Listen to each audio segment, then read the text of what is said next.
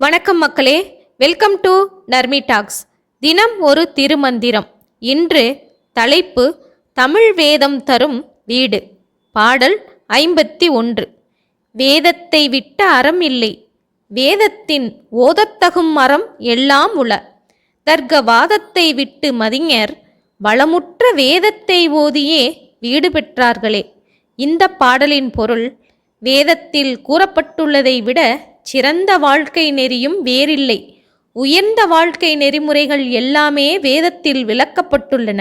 எனவே எடுத்ததற்கெல்லாம் ஏன் எதற்கென்று தர்க்கம் செய்து வாதம் புரிவதை விட்டு கற்றறிந்த பெரியோர்கள் அறிவு நலம் மிக்க வேதத்தை படித்து உணர்ந்தே பேரின்ப வீடு பெற்றை பெற்றுள்ளார்கள்.